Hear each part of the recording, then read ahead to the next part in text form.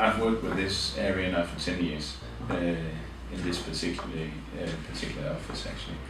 And when I started, there was a project where we wanted to establish an international dormitory, and we still don't have one.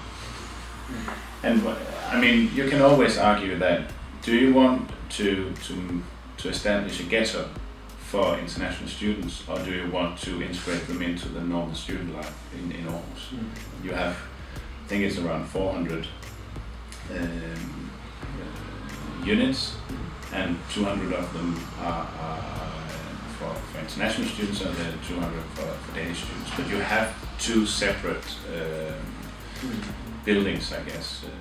The exchange students, they live near the Swedish students, but in their own buildings, most of them.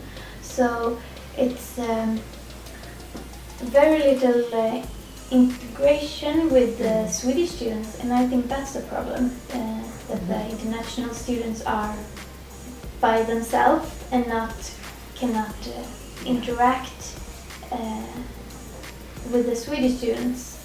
The most important lesson that I would take home from this conference to implement on would be something someone mentioned being implemented in their home area was elderly and disabled people providing housing for an exchange student, and in return the exchange student would help these elderly or disabled people in their everyday chores, and that's why the student benefits by getting a lower rent, and the elderly disabled also benefit by getting social benefits that way, by being able to socialize with the student as well as get help in the chores around the house.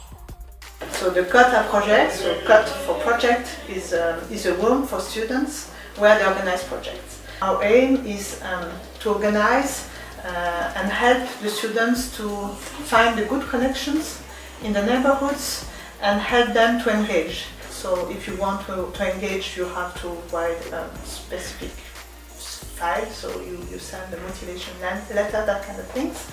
And we meet the students and we see if they are really willing to engage. Then we say okay, and then we put them in connection with another group of students and we organize the living together. And then they come to the flats and they have to discover the place where they live in. And that's the point where we say you have to meet with the people involved in this community.